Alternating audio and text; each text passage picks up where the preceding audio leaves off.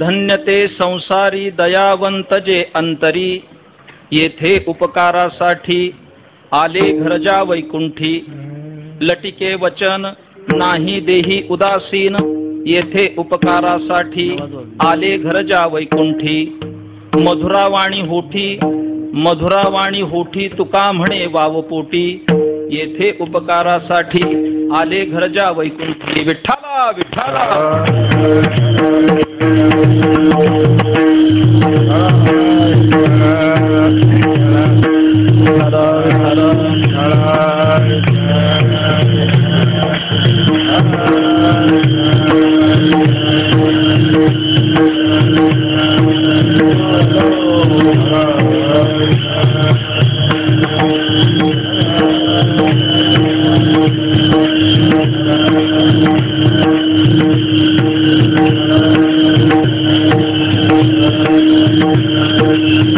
विठ्ठल विठ्ठल विठ्ठल विठ्ठल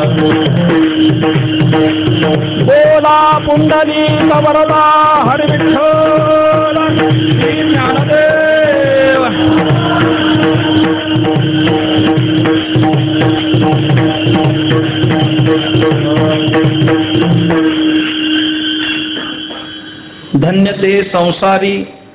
धन्य ते संसारी दयावंत जे अंतरी, येथे उपकारासाठी आले घरजा वैकुंठी.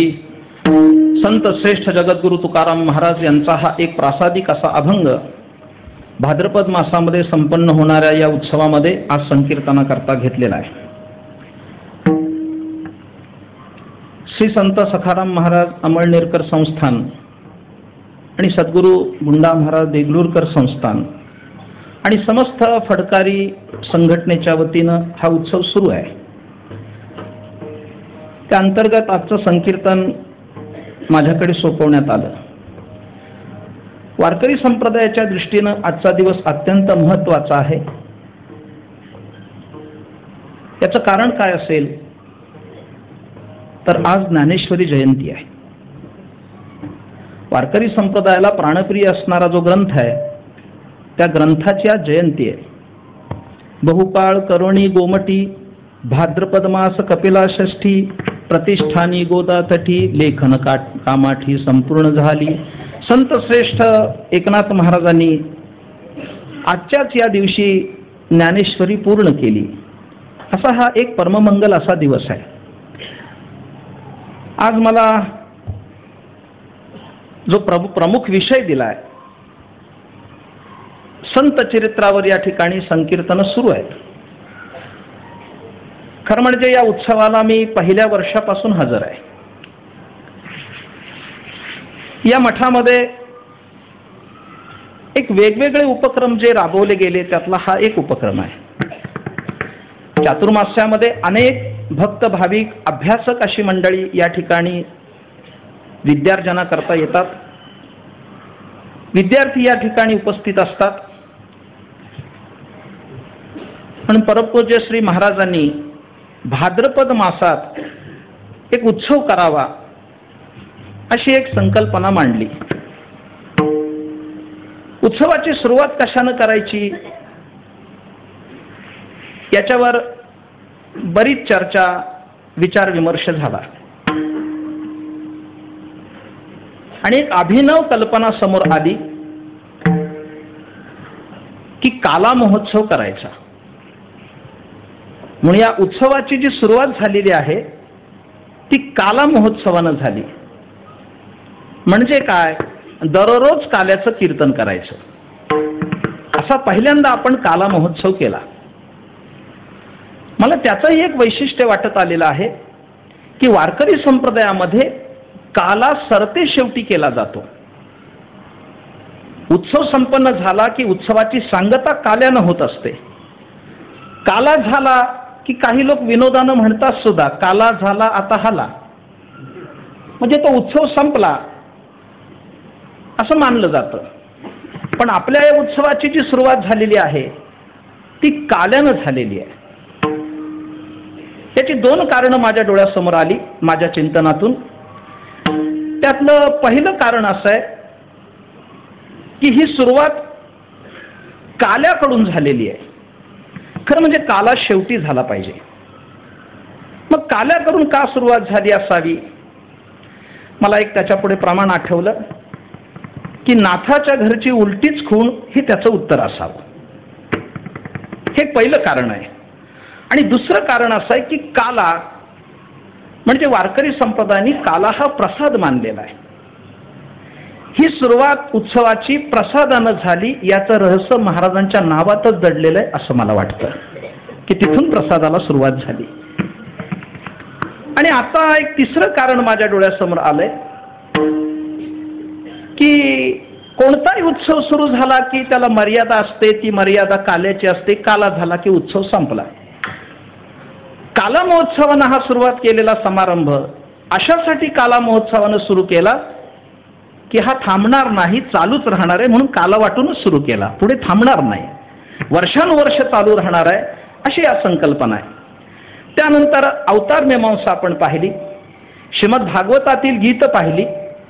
असे अनेक विषय आपण पाहत पाहत यावर्षी आपण संत चरित्रावर आलेलो आहोत. संतांची चरित्र या महिन्यात सांगायची, या उत्सवात सांगायची असा विचार पुढे आला. त्यातही असा विषय झाला की ज्या संतांची चरित्र बहुश्रुत आहेत, सर्वांना माहीत आहेत, त्याही पेक्षा ज्या संतांची चरित्र लोकांना माहीत नाहीत अशी चरित्र या उत्सवात आपण सांगावीत. त्याप्रमाणे श्री संत चोखोबाराय, श्री संत सामता महाराज, श्री संत नरहरी महाराज आदी संतांची नावं पुढे आली. त्यामध्ये एक संत कबीरांचंही नाव आलं. कबीर महाराजांचा विषय माझ्याकडे सोपवला. मला थोडा विचार करावा लागला की परीक्षकांनी सुद्धा असा विचार केला की अनाभ्यासू माणसाला हा विषय दिला. कबीर महाराजांचा अभ्यास जेव्हा मी करू लागलो तो किती कठीण आहे याची मला जाणीव झाली. खरं म्हणजे आजच्या या दिवशी कबीर महाराजांचाच अभंग घ्यावा असंही अंतकरणात होतं. पण कबीर महाराजांचं वाङ्मय पाहिल्यानंतर त्यांचा अभंग घ्यावा हेही धाडस मला झालं नाही. प्रांजळ कबुली द्यायला काहीच अडचण नाही. कारण महाराजांचे अभंग असे आहेत कबीर महाराजांचे की कदाचित भल्या भल्या गवयाला सुद्धा अडचण होईल असे अभंग आहेत. मुक्त छंदानं गायलेले ते अभंग आहेत. खरं म्हणजे कबीर महाराजांचे अभंग जर पाहिले तर कोणत्या तरी छंदात अभंग करावा या फंदात कबीर पडलेले दिसत नाहीत. अतिशय मुक्त छंदाने त्यांनी अभंग केले. कोणत्याही ओळीचा जर विचार केला त्या ओळीमध्ये अक्षरं सारखी नाहीत, कमी जास्त अक्षरं दिसतात. त्याला चाल लावताना सुद्धा अवघड जाईल आणि माझ्यासारख्या कमी गाणाऱ्या माणसाला तसं घेणं बरं नाही. म्हणून आपला तुकोबारायचा अभंग घ्यावा. तुकोबारायच्या अभंगातून संत कबीर महाराजांचं चरित्र सांगावं असं माझ्या अंतकरणात विचार आला. एक मौज सांगतो आणि मग पुढे जातो. खरं म्हणजे मला ब काढायचा आहे. अ आ इ ई पासून क ख हळक्षर नाही, स्वर आणि व्यंजन आहे. त्याच्यात ब एक अक्षर आहे. ब इथे साऱ्या विद्वानांची सभा आहे, संत सभा याची. ब काढायचा आहे. ब हे अक्षर काढायचं आहे, पण ब अक्षर काढण्यासाठी आधी व काढावा लागतो आणि व काढला की त्याच्या पोटात एक रेष मारली की ब होतो.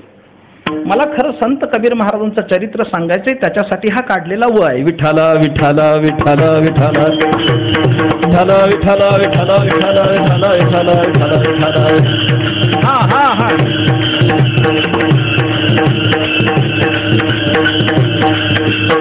संत चरित्राकडे आपण वळतो आहोत. वारकरी संप्रदायाची संत प्रभावळ प्रचंड मोठी आहे. भारताचे पहिले पंतप्रधान पंडित जवाहरलाल नेहरू यांनी पुस्तक लिहिलंय, डिस्कवरी ऑफ इंडिया नावाचं. इंग्रजी पुस्तक आहे, त्याचा अलीकडे मराठी अनुवाद आलाय. मला अजून तो मिळाला नाही, मी हिंदी अनुवाद वाचला. या अनुवादात ते असं म्हणतात, फार चांगलं लिहिलंय. भारत एक खोज असं त्याचं नाव आहे. मराठीचं काय आलंय माहीत नाही. त्यात एक वाक्य त्याने असं घातलंय, जगात जितके संत निर्माण झाले नाहीत इतके संत महाराष्ट्रात जन्माला आले, असं विधान आहे. महाराष्ट्रीयन माणसाची अशी छाती अभिमानानं फुलून यावी असं वाक्य आहे. जगात जितके संत झाले नाहीत इतके संत महाराष्ट्रात झाले. कोणताही महाराष्ट्रीयन माणूस असेल त्याची छाती अभिमानानं फुगून यावी. पण त्याच्या बरोबर खाली जे वाक्य लिहिलंय ना ते वाक्य वाचण्यासारखं नाही. ऐकायचं, जगात जितके संत झाले नाहीत इतके संत महाराष्ट्रात झाले. पण त्याच्या खाली पंडितजीने असं लिहिलंय, इतके संत होऊन सुद्धा ते महाराष्ट्राला कळले नाहीत, असं खालचं विधान आहे. हे संत सारे हयात असताना त्यांची महती लक्षात नाही आली लोकांच्या. आज आपण सारे पाहतो तिथे वारकरी सगळे आहेत. ज्ञानेश्वर महाराजांना आज चांदीचा रथ आहे, चांदीची पालखी आहे. महाराजांच्या पादुकांना तर आता सोन्याचं वेष्टन आहे. पुण्याच्या एका सराफानं ज्ञानेश्वर महाराजांच्या समाधीवर सोन्याचा मुखवटा चढवला, 1.25 किलो सोन्याचा, 20,000 रुपयाला 10 ग्रॅम. 1.25 किलो सोन्याचा त्यांनी मुखवटा चढवला.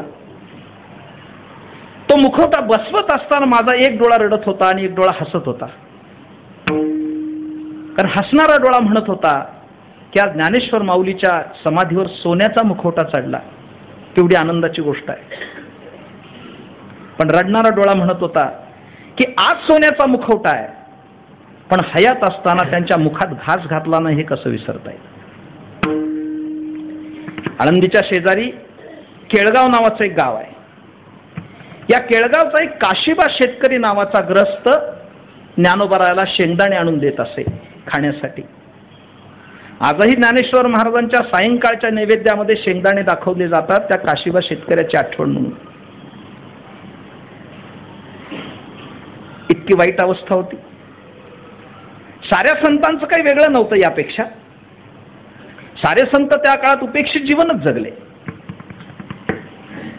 सांगावं तेवढं थोडं आहे. जरा बोलू का?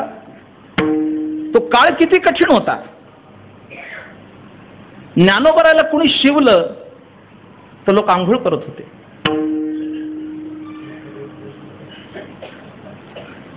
संन्यासाची मुलं, बहिष्कृत मुलं म्हणून त्यांना स्पर्श झाला, शिवलं तर आंघोळ करत होते. आणि आज शिवण्यासाठी रांगा लावून उभे आहेत. इंद्रायणीच्या पलीकडे रांग आहे. गर्दी झाली की लोक आमच्याकडे येतात, महाराज खूप गर्दी आहे, दर्शनाचा पास आहे का? म्हणजे शिवण्यासाठी वशिला सुरू झाला. हयात असताना असं नव्हतं. अतिशय प्रतिकूल परिस्थितीत हे सारे संत वावरले आणि तरी खळाची व्यंकटी सांडो म्हणत होते. हे त्यांचं संतत्व आहे, मोठी प्रभावळ आहे. मी एका वेगळ्या विचारावर प्रकाश टाकतोय. संत कबीर महाराजांच्या चरित्रावर प्रकाश टाकताना संतांची जीवनचरित्र पाहिली तर एक गोष्ट निदर्शनाला येते की संत ही व्यक्ती नसते.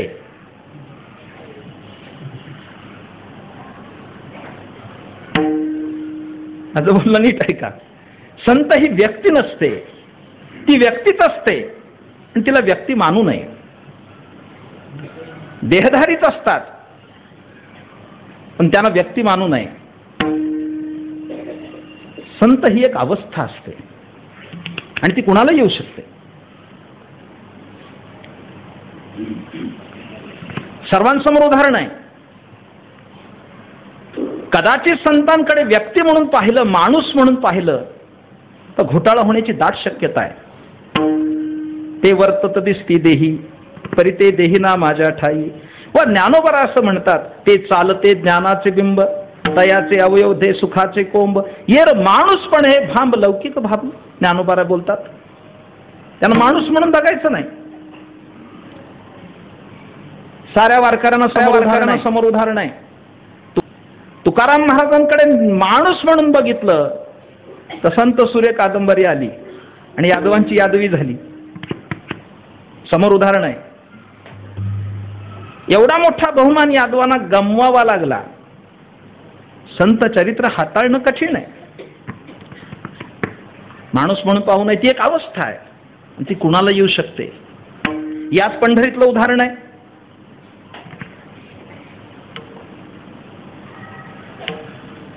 दळणकांडण करणारी एक बाई,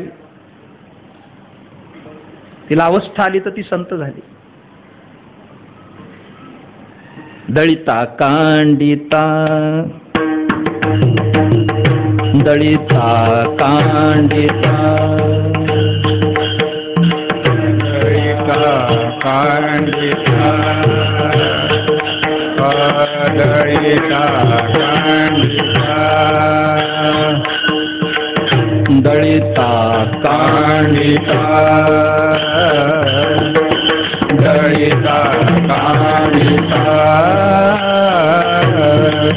दळिता कांडिता दळिता कांडिता. अर्धचरण त्या संत स्त्रीची ओळख व्हायला बस आहे. भांडी घासत होती, दळणकांडण करत होती, केरवारा करत होती, पण अपूर्व नामस्मरणाच्या बळावर तिची योग्यता एवढी वाढली की देव तिच्याबरोबर दळायला गेला. याच पंढरीत घडलंय.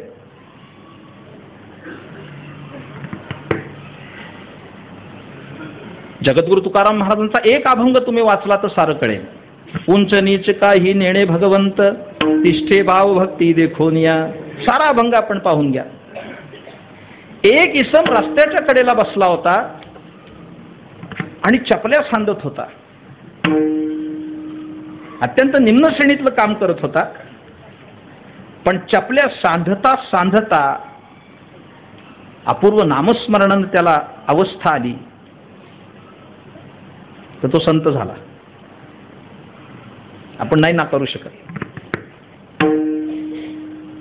एवढी मोठी योग्यता झाली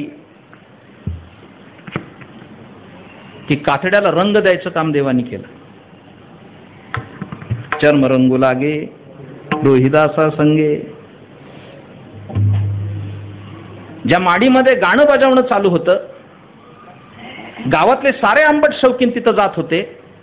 जिथं नाचणं होत होतं, जिथं बजावणं होत होतं,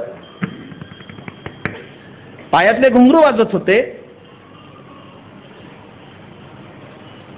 अशा गणिकेच्या घरात एक मुलगी जन्माला आली. भांगेत तुळस उगवावी तसा जन्म झाला. पण अपूर्व नामस्मरणाच्या बाळावर कान्होपात्रा संत झाले.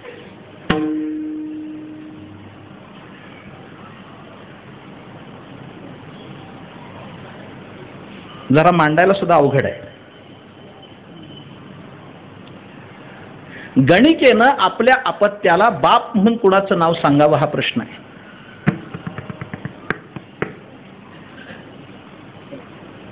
है ना अवघड. ज्या घराचे उंबरे हजारो लोक चढून आले, त्या बाईनं बाप म्हणून कुणाचं नाव सांगायचं अपत्याला. पण कुळाचाही पत्ता नसणारी कान्होपात्रा कान्होबाला पात्र झाली म्हणून संत झाली. एक अपूर्व अवस्था आली. आजही वृक्षाच्या रूपानं ती मंदिरामध्ये साक्ष देते. अजून खाली येतो थोडासा.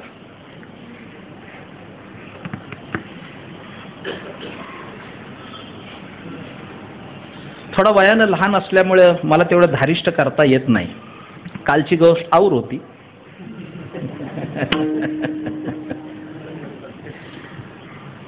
खरं म्हणजे काल महाराजांनी फेटा काढून का ठेवला त्याचं आज मला उत्तर मिळालं इथं. वयाच्या मानानं मला नाही करता येणार ते. त्यांचा अधिकार आहे. कुळाचाही पत्ता सांगता येणार नाही अशी कान्होपात्रा संत झाली. काय अपूर्व संत चरित्र असतील याचा विचार आहे. माणसाचं सोडून द्या. संत जनाबाई असतील, संत कान्होपत्रा असेल. माझ्या समोर एक आगळं वेगळं उदाहरण आहे. माणूस संत होईल यात नवल काय. वारकरी संतांची संत प्रभावळ खूप मोठी आहे.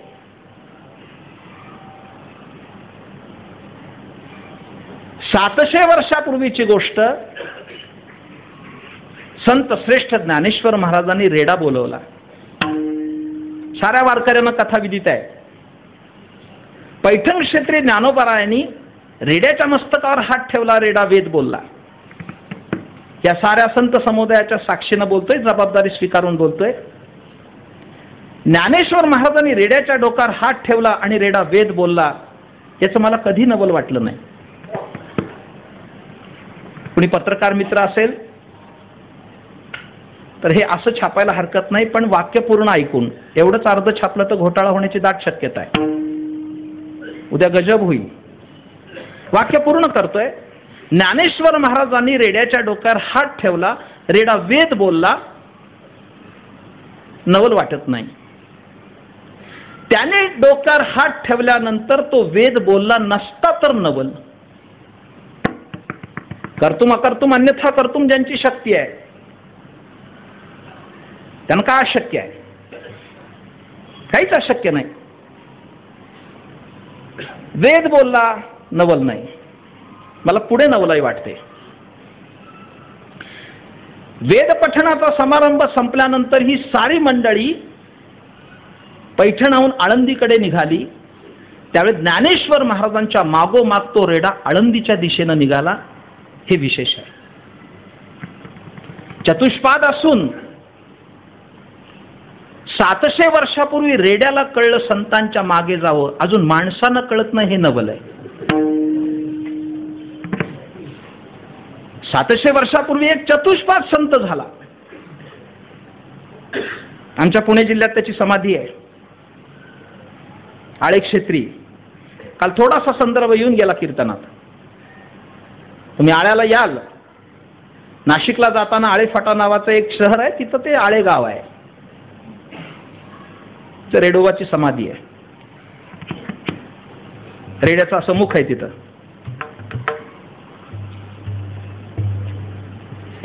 रेडा सुद्धा संत झाला.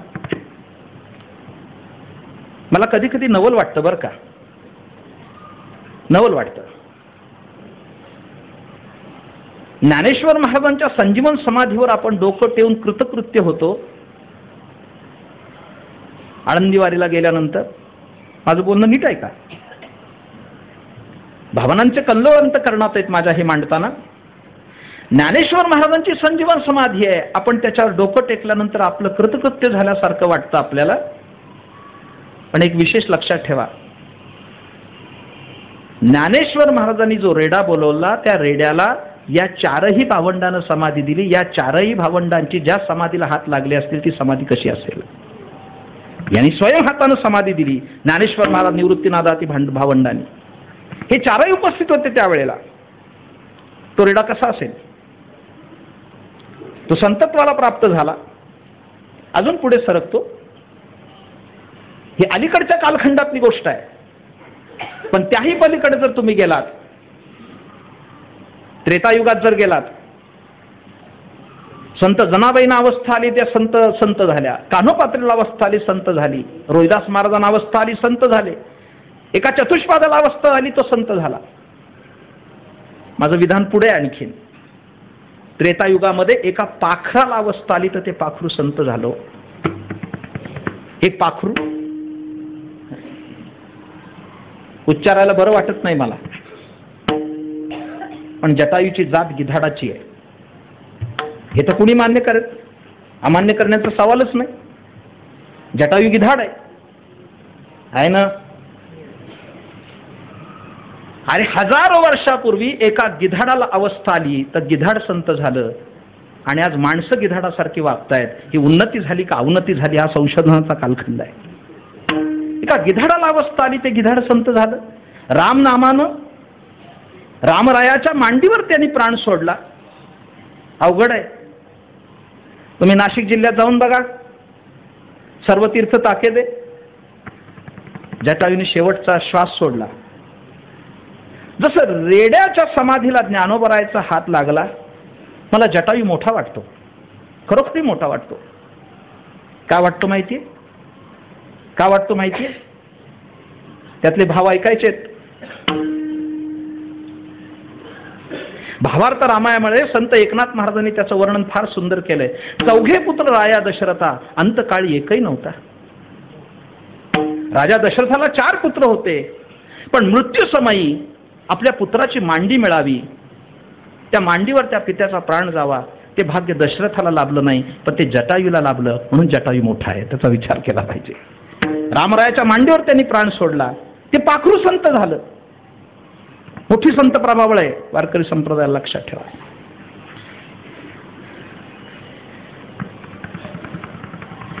अधिक व्याख्यान करत राहिलो तर घड्याळ माझ्यासाठी थांबलेलं नाही. डाव्या हाताला बाबा पण उभे आहेत आणि घड्याळही डाव्या हाताला आहे याची मला पूर्ण जाणीव आहे.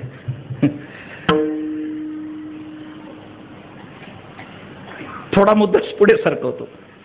अशी प्रचंड मोठी संत प्रभावळ आमच्या वारकरी पंथाला लाभली. पण एक मुद्दा मांडला पाहिजे. वारकरी पंथ आणि पृथक पंथ याचा तौलनिक अभ्यास केला तर एक गोष्ट निदर्शनाला येते. वारकरी संप्रदायाचं संतत्व वा वारकरी संप्रदायाचं साधुत्व हे वेशावर अवलंबून नाही, असलंच तर ते लक्षणावर अवलंबून आहे. ची लक्षणच करावी लागते. येथे नाही वेश सरते आडनाव, उघडा घावडाव व्हावा अंगी. कितीतरी प्रमाण समोर दाखवता येतील. प्रस्तुतचा जो अभंग आहे, या अभंगात संतांच्या बाबतीत तुकोबारायांनी एकूण 6 गुण सांगितलेले आहेत. आता मुद्दा आहे, हा अभंग का घेतला? मी तर बोलून आलो की कबीर महाराजचं वाङ्मय या निमित्तानं या 2 महिन्यात मी हाताळलं. खरं म्हणजे भल्या भल्याने कबीर महाराजांच्या वाटेला जाऊ नये असं वाङ्मय आहे. मी 2 महिन्याचा ताजा अनुभव सांगतोय. महाराजांचे दोहे, महाराजांचे अभंग, महाराजांच्या साक्या हे सारं पाहून आलो मी. खरं म्हणजे परीक्षकांना मी धन्यवाद देईन की त्यांनी मला हा विषय दिला. अतिशय कठीण अभंग आहेत. दोहे दिसायला अतिशय सोपे, त्याचे आशय इतके मोठे आहेत की कितीही बोलत राहिलं तरी सुद्धा कमीच राहील, अशा स्वरूपाचं वाङ्मय आहे.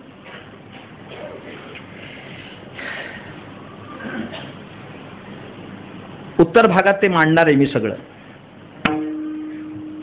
पण हा अभंग का घ्यावा, कबीराचा न घेता तुकोबारायचा कोणता अभंग घ्यावा ह्याची चिकित्सा करत असताना हा अभंग डोळ्यासमोर आला. त्यालाही कारण आहे, ते कारण मी विशद करतो. कबीर महाराजांच्या जन्माच्या बाबतीमध्ये एक कथा आहे. मोठं विलक्षण चरित्र आहे, मांडतो. संत कबीर महाराज हे शुकाचार्याचे अवतार मानले जातात. शुकाचार्यांचा अवतार आहे. त्या संबंधीची कथा एक प्रचलित आहे. खरं म्हणजे संत कबीरांचं सारं जीवन वादग्रस्त आहे. मी हळूहळू पुढे मांडणार आहे. अतिशय वादग्रस्त आहे. एका मुद्द्यावर आपण येऊ शकत नाही अशा स्वरूपाचं ते सारं चरित्र आहे. जेवढं आहे ते सारं परंपरेनं कथेच्या स्वरूपात आहे. पारंपरिक मौखिक कथा ज्या आल्या त्या मौखिक कथातूनच त्या चरित्राचा उलगडा होतो. शुकदेव महाराजांच्या बाबतीत इथल्या बहुश्रुत लोकांच्या समोर बोलायचं काही कारण नाही. अतिशय विरक्त. श्री संत नामदेव यांनी फार चांगलं वर्णन केलं. ब्राह्मणाचे पोर एक खेळासी भ्याले, लपाले रे लपाले रे, कापत कापत बाहेर आले, ते नागवीची पळून गेले रे. हा ऐक खेळ्या ऐके जाणून खेळ ऐक खेळिया तुझ जाणून तो ऐसे जाणून खेळ खेळली रे ऐक खेळिया तुझ सांगितले ऐसे जाणून खेळ खेळली ऐक खेळिया ऐसे जाणून खेळियातलं प्रकरण आहे. जे विषय जिणोनी जन्मले, ज्ञानोबाराय बोलतात ना, 12 वर्ष आईच्या पोटात राहिले, 12 वर्षानं जन्म झाला शुकदेव महाराजांचा. ते नागवेची पळून गेले रे.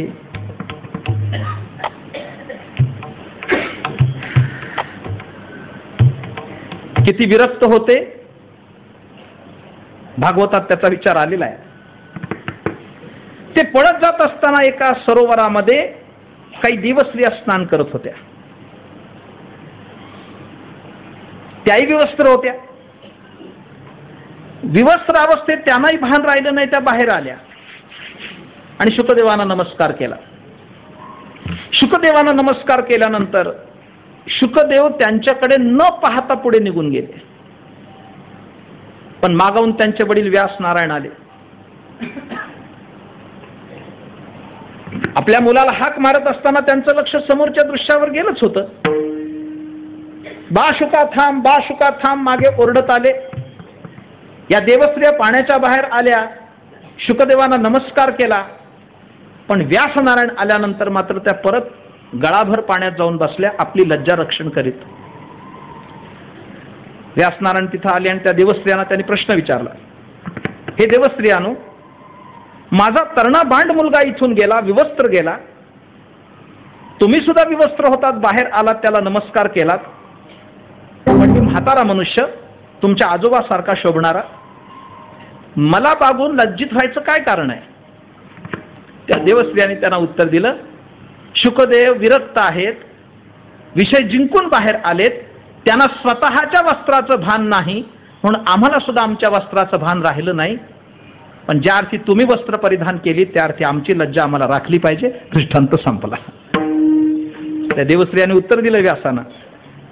इतके विरक्त पुरुष असणारे शुकदेव, एके दिवशी या शुकदेवांचा आणि महालक्ष्मीचा संवाद झाला अशी कथा आहे. हे सारं अपरिचित आहे. श्रीमद भागवत कथा करताना एक दिवशी महालक्ष्मीचं प्रागट्य आहे आणि महालक्ष्मीनी शुकदेवांना प्रश्न विचारला की आपण विरक्त आहात, आपली भागवती कथा ही विश्वाचे कल्याण करणारी आहे, पण आपण विरक्त आहात. विरक्त असताना तुमच्या ठाई संतत्व आहे, तुम्ही सत्पुरुष आहात, साधू आहात, हे काही विशेष नाही. महालक्ष्मीचा आणि शुकदेवांचा झालेला संवाद आहे, कारण काही विशेष नाही. विरक्त माणूस परमार्थामध्ये यशस्वी होऊ शकतो, परमार्थामध्ये संत पदाला जाऊ शकतो, यात मला विशेष वाटत नाही असं महालक्ष्मीचा विचार आहे. महालक्ष्मीला शुकदेवांना आवाहन केलं की तुम्ही विरक्त असाल, विरक्तावस्थेमध्ये तुम्हाला ही संत पदाची भूमिका आली. प्रपंचात राहून जर माणसाला परमार्थ करून संतत्व प्राप्त करता येत असेल तर बघा, हे महालक्ष्मीचं आवाहन, महालक्ष्मीचं आव्हान स्वीकारलं आणि मग शुकदेवांचा जो अवतार झाला तो कबीर महाराजांचा अवतार आहे. हा अभंग निरूपणाला का घेतला? माझ्या डोळ्यासमोर विचार हा आहे की विरक्त असताना ते संत झाले, यात नवल नाही, पण संसारातही तो माणूस धन्य होऊ शकतो, या अभंगातून सिद्ध आहे. विठाला विठाला विठाला विठाला विठाला विठाला विठाला विठाला. हा हा हा.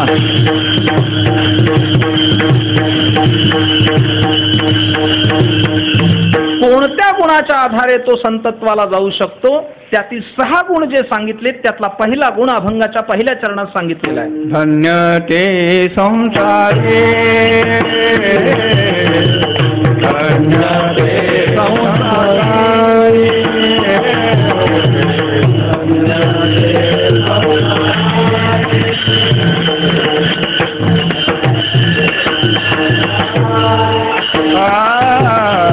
धन्य ते संसारी धन्य ते संसारी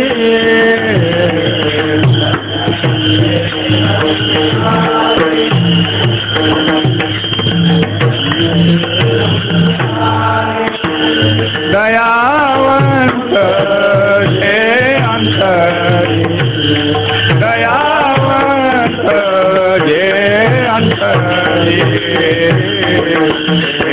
उपकारासाठी उपकारासाठी अंतरी अंतरी दयावंत जे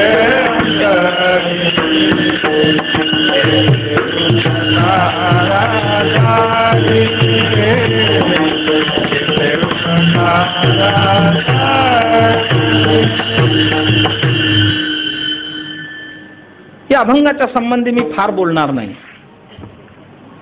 पण मला जास्त चरित्रावर लक्ष केंद्रित करायचं आहे. संसारामध्ये धन्य होता येत असेल त्यातला पहिला गुण जर कोणता आहे तर तो दया आहे. दया, क्षमा, शांती, तेथे देवाची वसती. कितीतरी चरित्र डोळ्यासमोर आहेत. काही दोष नव्हता तुकोबारायांचा. मंदिराच्या प्रदक्षिणा मार्गावर काठी बोराटीची लावली मंबाजी गोसाव्यानं. प्रदक्षिणेला जाणाऱ्या माणसांना अडचण होते, पण महाराजांनी नुसती काठी काढून ठेवली. काही दोष होता? मी शेतकरी कुटुंबात जन्माला आलोय. काट्याचे विविध प्रकार आहेत. त्यात अति वाईट बोराटीचा काटा आहे. इथं शेतकरी असेल त्यांना कळेल. वेगवेगळे काटे असतात. बाबळीचा एक काटा असतो, बोराटीचा काटा, चुबूक काटा. शेतावर गेला तरच कळेल चुबूक काटा. आणि त्याही खतरनाक सराटा. सराटा जी जात आहे ना ती कशी टाकली तरी उभाच. ते शहरात राहून नाही कळायचं. आणि वाईटाच वाईट आणखी वेड्या बाबळीचा काटा. घुसला तर तो आरपारच, भला मोठा दांडगा असतो. पण बोराटीच्या काट्याचं वैशिष्ट्य असं त्यातला एक काटा सरळ असतो आणि एक काटा वाकडा असतो. निसर्गानं सुद्धा काय रचना केली, वाकडा काटा उडून घेतो आणि सरळ काटा टोचतो. अशा बोराटीच्या काठीनं तुकाराम महाराजांना बडवलं मंबाजी गोसाव्यानं. मंबाजी एक विलक्षण चरित्र आहे, तुम्हाला सांगतो. महाराज काय बोलले नाहीत, एक शब्द काढला नाही, पण जिजाबाईने काट्यागणिक शिवी घातली. काटे उपसताना, पाठीला तेल लावताना जिजाबाईने काट्यागणिक शिवी घातली मंबाजी गोसाव्याला. महाराज म्हणले असू देत ग, मी दोषी आहे, मी काटे काढली त्यातली, त्याच्या हातीत होती, मी काढायला नको होती. संध्याकाळी कीर्तन सुरू झालं महाराजांचं. मंबाजी गोसावी कीर्तनाला आला नाही. माझं बोलणं ऐकताय ना? मंबाजी गोसावी दररोज तुकोबारायच्या कीर्तनाला जात होता. नाही कळलं? मंबाजी गोसावी रोज तुकोबारायच्या कीर्तनाला जात होता, तरी सुधरत नव्हता. रोज कीर्तनाला जायचा, तरी सुधारणा नाही. एक दिवस महाराजांनी बघितलं, त्या दिवशी बोराटीने मारलं, संध्याकाळी मंबाजी गोसावी कीर्तनाला नाही. कीर्तन संपल्यानंतर महाराज तेलाची वाटी घेऊन गेले मंबाजी बुवाच्या घरी. मंबाजी बुवा झोपला होता. दार ठोकलं. महाराजांना समोर पाहिल्यानंतर मंबाजीला वाटलं सकाळी आपण मारलं. संध्याकाळी बहुतेक महाराज आले. आत आल्यानंतर मंबाजीबुवाला त्याने सांगितलं, मंबाजीबुवा तुम्ही कीर्तनाला आला नाही, मला सकाळी तुम्ही बोराटीच्या काठीनं मारलं, आपले हात कोमल आहेत, तुमच्या हाताला फोड आले असतील, त्याला मी तेल लावायला आलो, ही दया कोणत्या पारड्यात मोजणार आहात तुम्ही? साधू संत मायबाप जे का दयेचे सागर, सागराची सुद्धा उपमा कमी पडावी अशी संतांची दया आहे.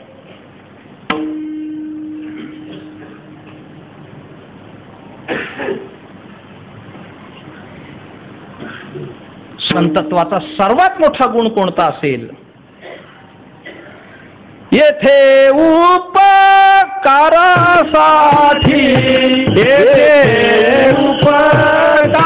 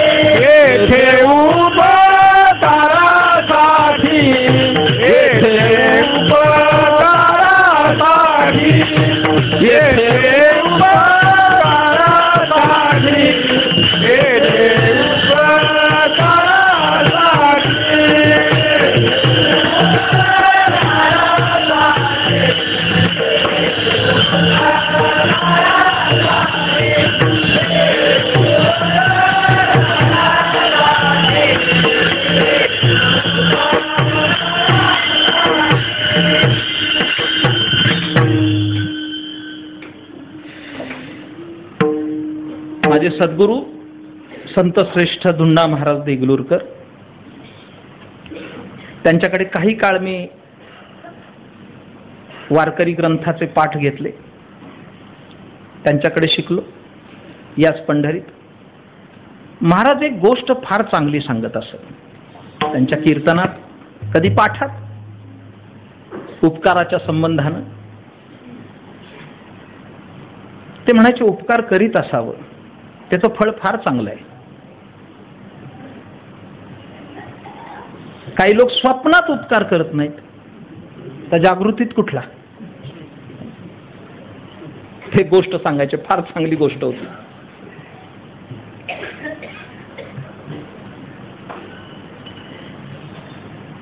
केले उपकार सांगू काय, बाप न करी ऐसी माय.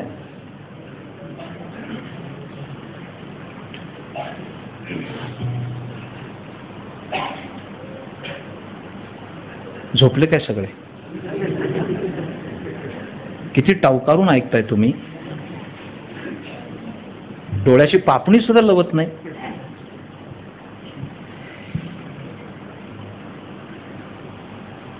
एक 80 वर्षाचा शेतकरी, म्हातारा ग्रस्त, शेताच्या बांधावर झाड लावत होता. बरं, झाड लावत होता, ते झाड होतं अक्रोडाचं. अक्रोड तुम्ही पाहिलाय का? असं एक कठीण फळ असतं, साधारण लिंबाच्या आकाराचं.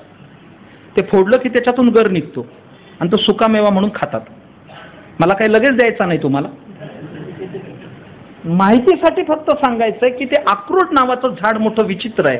त्याला लावल्यानंतर 100 वर्षांनी फळ येतं आणि लावणार 80 वर्षाचा. त्यामुळे बरीच फळं खाल्ली असतील त्याने. बाबा तो शेतकरी झाड लावत होता. त्या काळातले राजे आपल्याविषयी जनतेचं, प्रजेचं काय मत हे पाहण्यासाठी येत असत. तो त्या देशीचा राजा घोड्यावर बसून आला. तो शेतकरी झाड लावत होता, त्या शेतकऱ्याकडे उभा राहिला आणि त्या शेतकऱ्याला विचारलं, बाबा काय करताय? तो म्हणला झाड लावतोय. कशाचं? अक्रोडाचं. हे अक्रोडाचं झाड काय म्हणून लावताय? उपटून टाका. 100 वर्षानं याला फळ येणार, ते तुम्ही खाणार का? तुम्हाला मिळेल का खायला? तुम्हाला मिळेल का खायला? हे झाड उपटून टाका. नवीन कलमी आंब्याचं झाड देतो तुम्हाला, देवगड हापूस, लावल्यानंतर 3 वर्षांनी फळ. निदान आमरस खाऊन तरी. वयाची 80 झाली, 2-3 वर्ष सहज काढाल, आंब्याचं फळ तुम्हाला खायला मिळेल, रस खायला मिळेल. ते झाड लावू नका, हे लावा. म्हाताऱ्याचे केस उन्हानं पिकले नव्हते. एक वाक्य असलं बोलला तो म्हातारा, तो म्हणला, सरकार हे अक्रोडाचं झाड माझ्यासाठी लावत नाही, हा माझा पुढच्या पिढीवर चाललेला उपकार आहे. कारण मी आत्ता अक्रोड खातोय, ते झाडं माझ्या आजोबानं लावलीत, त्यांच्या उपकाराचं फळ मी खातोय. आणि हे झाड जे लावतोय हे माझ्या नातवंडांना अक्रोड मिळावेत म्हणून मी लावतोय. अहो, राजा इतका खुश झाला, इतका खुश झाला की बक्षीस देण्यासाठी त्याने खिशात हात घातला. महाराज म्हणायचे, तो राजाचा खिस्सा आहे, तो का वारकऱ्याचा आहे? ते म्हणायचे, वारकऱ्याच्या खिशात हात घातला तर एकतर आरपार तरी जाईल, नाही तर सापडला तर ज्ञानोबरायचा हरिपाठ. अर्थात हे मी जुन्या वारकऱ्याविषयी बोलतोय. नवीन वारकरी इतका दरिद्री राहिलेला नाही.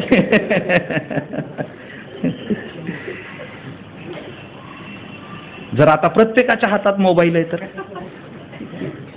खिशात जर हात घातला, जुन्या वारकऱ्याची गोष्ट आहे.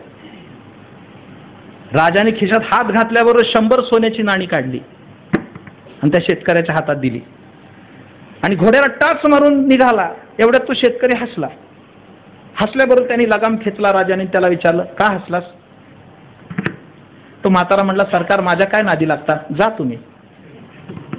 नाही म्हणले, तू साधा दिसत नाहीस, तुझ्या विधानावरनं तू साधा वाटत नाहीस, तू हसलास का? उगीच कोण हसेल का? असंच कोण हसतं का? असंच हसणारे लोक मिरजेला पाठवतात, त्याच्या डोक्यावर परिणाम झालाय म्हणून. आमच्या मुंबईला ठाण्याला पाठवतात. का हसलास? त्यांनी काय उत्तर दिलं माहिती? महाराज, मला का हसू आलं? मी 80 वर्षाचा झालोय. ह्या लावलेल्या झाडाला 100 वर्षांनी फळ येईल का न येईल हे बघायला मी जिवंत असणार नाही, पण लावल्या लावल्या तर फळ आलं. 100 सोन्याची नाणी मिळाली. हे काही फळ का सामान्य फळ आहे का? अहो, राजा बेहद खुश झाला. त्यांनी दुसऱ्या खिशात हात घातला. राजाला काय कमी आहे? हे खिशात हात घातला, पुन्हा 100 मुद्रा काढल्या आणि त्याच्या हातात दिल्या शेतकऱ्याच्या. आणि राजाने घोड्याला टाच मारली, राजा निघाला. एवढ्यात तो शेतकरी परत हसला. हसला की यांनी लगाम खेचला. का हसलास बाबा? अहो म्हणले, माझ्या काय नादी लागलाय गरीबाच्या, तुमचा राजकारभार बघा, माझ्या कुठं नादी लागून तुमचा राजकारभार होणार आहे?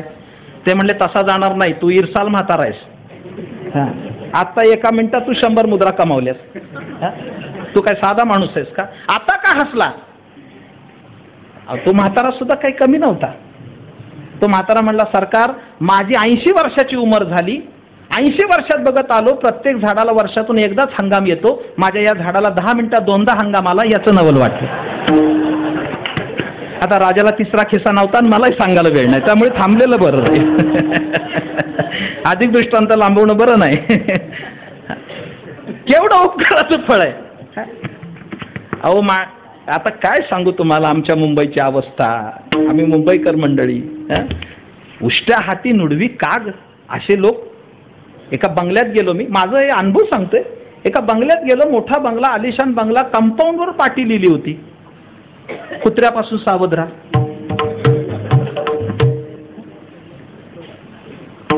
एकनाथ भाऊ आत गेलो तो कुत्राच नाही. आत गेलो, कुत्राच नाही. मी त्या मालकाला विचारलं, कुत्रा नाही, पाटी लावली. ते म्हणले, पाटी वाजतात, आलेले भिकारी निघून जातात. बाहेरच्या बाहेर निघून जातात, ब्यात आत येत नाही, म्हणून पाटी लावली. कुत्रा असायचं काही कारण नाही. मी मनात विचार केला, कशाला कुत्रा पाहिजे तुम्ही असताना? त्याच्यापेक्षा घाणेरडे विचार असतील तर तो काय परोपकारी वृत्तीनं राहणार आहे? कसला उपकार करणार आहे तो माणूस, मला सांगा ना. पावला पावलाला उपकार केले संतांनी. मला सगळं सांगायला वेळ नाही. उपकार हा दुसरा गुण आहे प्रापंचिक माणसाचा, संसारी माणसाचा. वेगवेगळे अर्थ लावता येतील.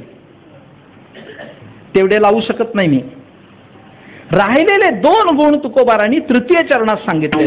लटिके वचन लटिके वचन लटिके वचन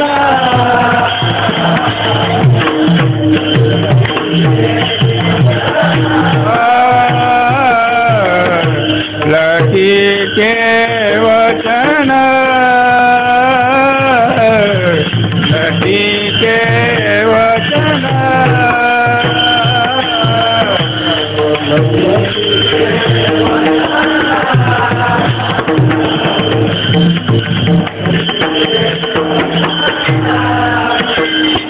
नाही देही उदासीन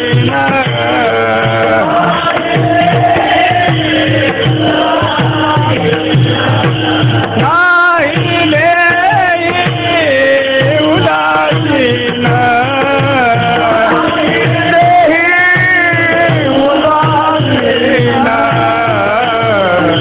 देही उदासीन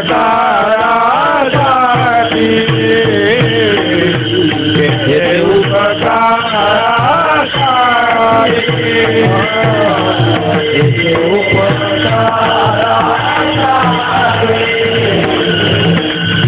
तेरे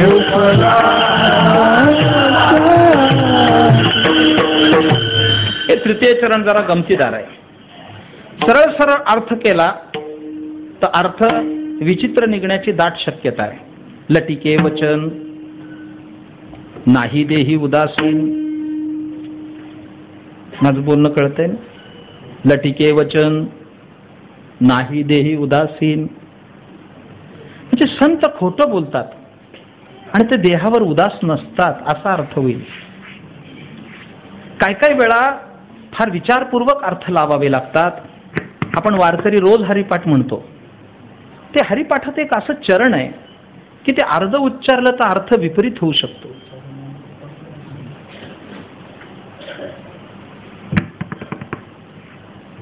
हरि उच्चारणी अनंत पापराशी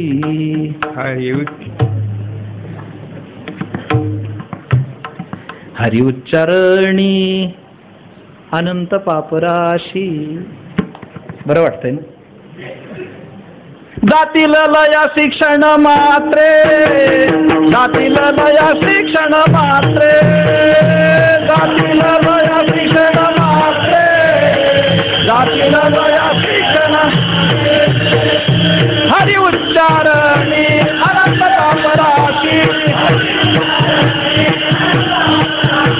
हरि उच्चारणी अनंत पापराशी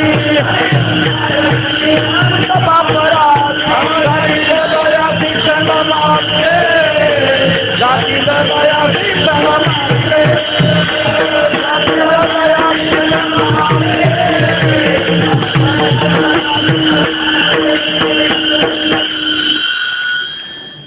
या चरणात सुद्धा नाही जो पलीकडे शब्द आहे तो अलीकडे आणावा लागेल तेव्हा अर्थ लागतो. लटिके वचन नाही. संत कधी खोटं बोलत नाही. जरा बोलू का? ज्याच्या नगरीत आहोत आपण ना तो देव खोटा बोलल्याची ठिकठिकाणी उदाहरण आहेत. त्याच्या पुढे बोलू तो खोटं बोललाय आणि इतरांना खोटं बोलायला लावलंय असा त्याचा इतिहास आहे. धर्मराजा बोलत नव्हता खोटं, यांनी बोलायला लावलं. देव खोटं बोलू शकतो पण संत नाही खोटं बोलत. चला पुढे. ते देहावर उदासीन असतात. भक्ताईसे जाणं जे देही उदास गेले आशापास. राहिलेली 2 जी लक्षण आहे तुकोबारा म्हणतात. मधुरा वाणी उठी तुका म्हणे वावो कोटी. साच आणि मवाळ मितुले आणि रसाळ शब्द जैसे कल्लोळ अमृताचे.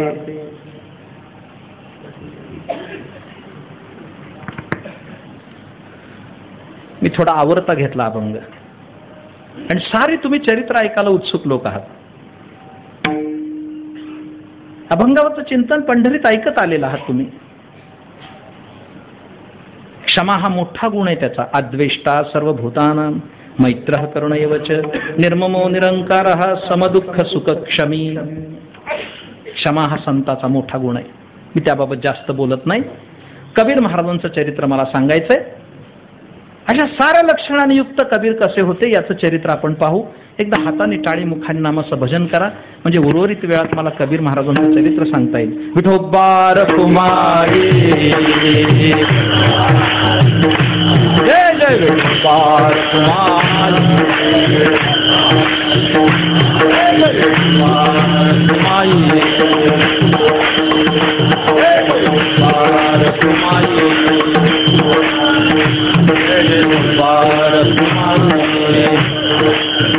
बोला पुंडलिक वरदा हरी विठ्ठल श्री ज्ञानदेव. हा हा हा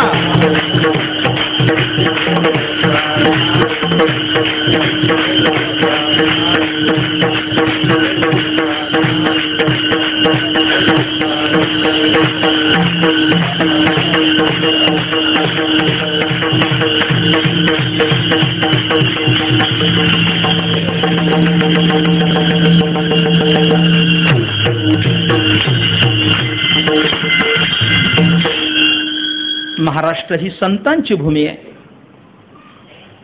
या भूमीत अनेक संत झाले, तसे उत्तराखंडात सुद्धा अनेक संत झाले. उत्तर भारतात जे अनेक संत झाले, या संतांमध्ये प्रामुख्यानं ज्यांची नावं घ्यावीत त्याच्यामध्ये संत कबीरांचं नाव घ्यावं लागेल. मी प्रारंभीच तुम्हाला बोलून आलो की कबीर महाराजांचं चरित्र अभ्यासणं हे फार अवघड आहे, फार कठीण काम आहे.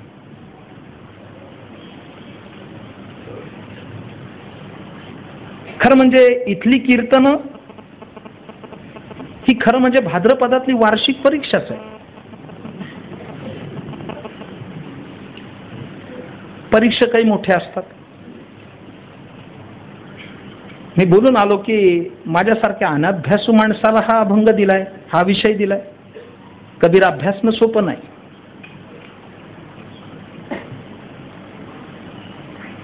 कबीर महाराजांचं सारं जीवन जर बारकाईने पाहिलं तर संत कबीर महाराज हे बुद्धिप्रामाण्यवादी दिसतात. ठाई ठाई त्यांचा तो गुण मला जाणवला त्यांच्या चरित्रामध्ये. संतांचं येणं सुद्धा कसं असतं. वारकरी पंथीयांनी संतांच्या जन्माला महत्व दिलं नाही. हा सुद्धा समाधी सोहळा चालू आहे. साधूच्या येण्याला फार महत्व नसतं, त्याच्या जाण्याला महत्व असतं. देवाच्या येण्याला महत्व असतं म्हणून देवाची जयंती साजरी करतात आणि संतांची पुण्यतिथी साजरी करतात वा समाधी सोहळा साजरा करतात. हा समाधी सोहळ्याचा उत्सव आहे. कबीराच्या जन्माच्या बाबतीमध्ये फार वाद आहेत. कबीर महाराजांचा जो जन्म झाला त्या बाबतीत फार मतं वेगवेगळी आहेत. जे ग्राह्य मत आहे ते मी तुमच्या पुढे मांडतोय. कबीर महाराजांचा जन्म कशात झाला या संबंधीचं एक मत असं आहे, कबीर महाराज जे अवतीर्ण झाले ते तळ हाताच्या फोडामध्ये त्यांचा जन्म झाला अशी कथा आहे. उत्तर भारतामध्ये या हातावर एक तळ हातावर फोड असतो, त्या फोडातून कबीराचा जन्म झाला. कर म्हणजे हात आणि बीर म्हणजे फोड. हाताच्या फोडातून करबीर जो निघाला त्या करबीरचा अपभ्रंश कबीर असा झाला अशी आख्यायिका. एका हाताच्या फोडातून महाराज अवतीर्ण झाले अशी कथा प्रचलित आहे उत्तरेमध्ये. मी अनेक अभ्यासकांच्या फोनवरनं संपर्क करून माहिती मिळवली. उत्तरेमध्ये असं म्हणतात की हाताच्या फोडातून त्यांचा जन्म झाला. करबीर अपभ्रंशानं कबीर.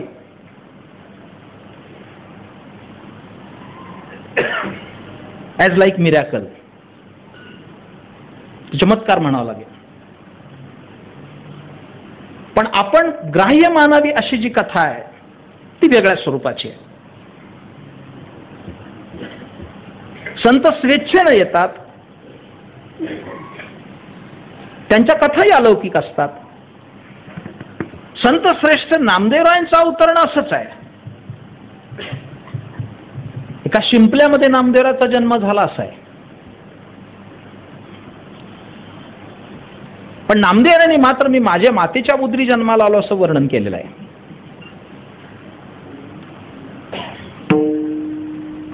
कबीर महाराजांच्या जन्माची कथा कशी आहे? वेदशास्त्र संपन्न असे भागवत कथा करणारे एक महान सत्पुरुष होते.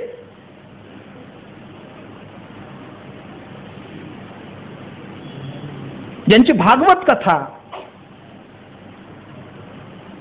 ही लाखो लोकांना उद्धरून नेणारी होती. भागवत कथा हे दीनपतितांना उद्धारण्याचं एक सर्वात मोठं साधन आहे.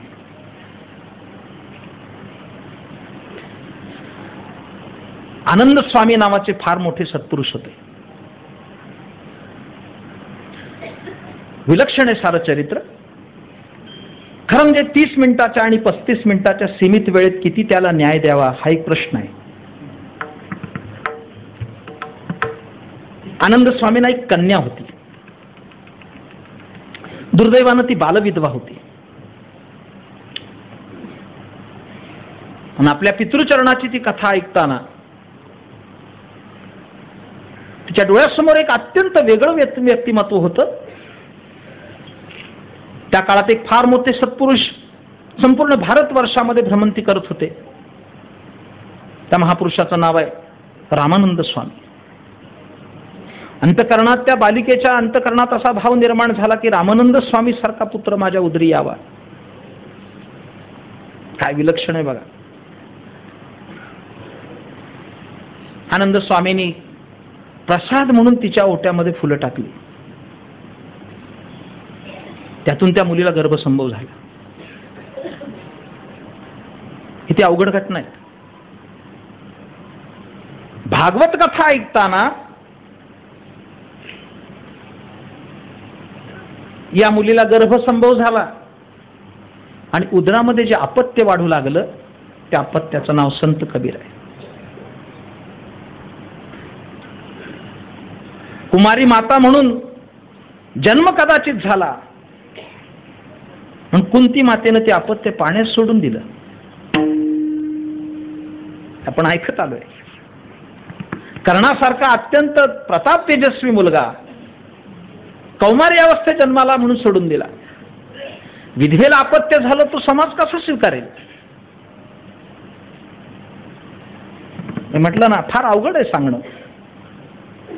मला मांडताना अवघड जातंय. विधवेच्या पोटी संतती जन्माला आली ती कशी सांभाळणार? म्हणून ते बालक तिने एका तलावाच्या काठी ठेवून दिलं.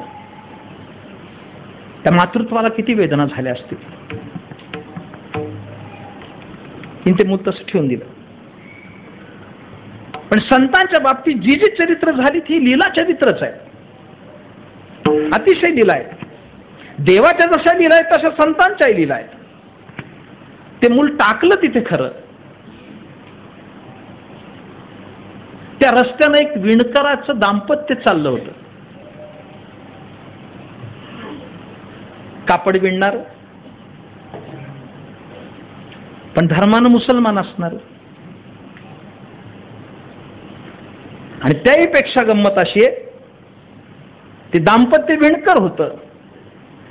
नीमा आणि निरू असं त्यांचं नाव आहे.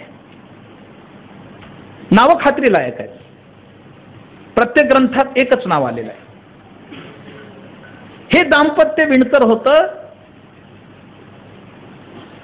विशेष म्हणजे त्या दाम्पत्याला हे मूल सापडलं पण त्यांना फार मोठा आनंद झाला आणि ते स्वतः निसंतान होत. देव सुद्धा काय करामती हो. ज्याला एखाद्याला 10-5 मुलं असते त्याला मूल सापडलं असतं तर आनंद नसता झाला. निसंतान असणाऱ्या या दाम्पत्याला जेव्हा मूल दिसलं तेव्हा केवढा ब्रह्मानंद झाला. देवानंच आपल्याला हे मूल दिलं. देवाची लीला अगाध आहे. देवाची करणी अगाध आहे.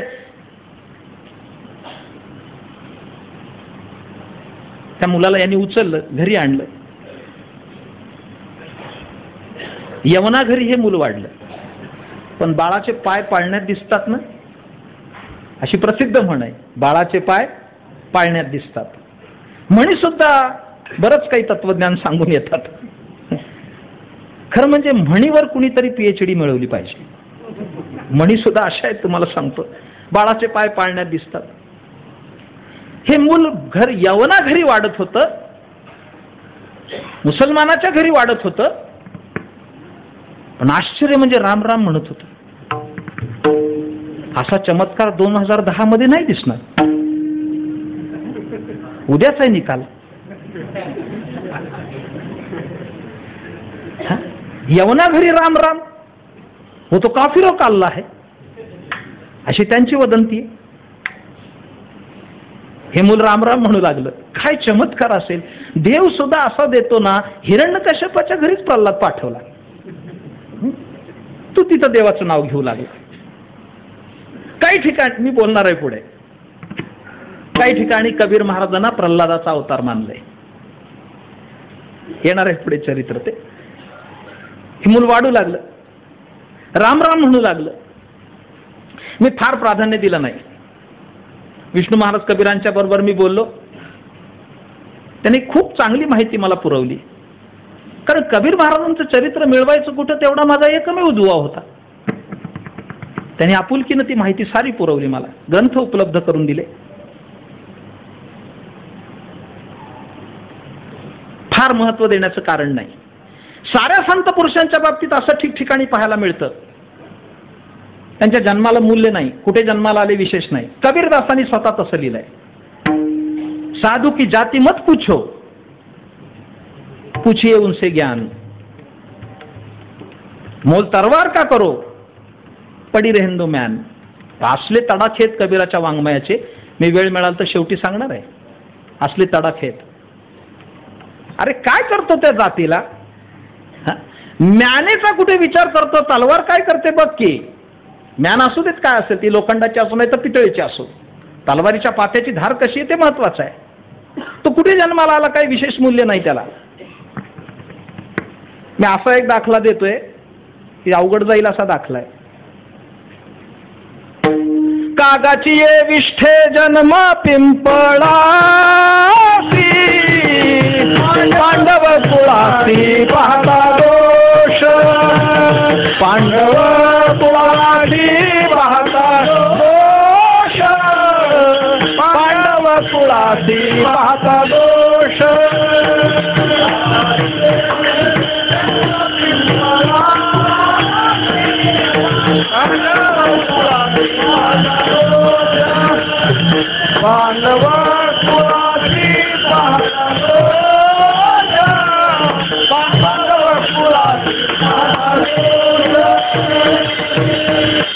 विद्वानांची सभा आहे, मी त्याचा अर्थ सांगत बसत नाही.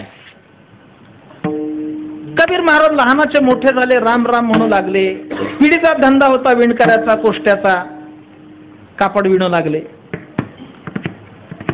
पण विलक्षण होते.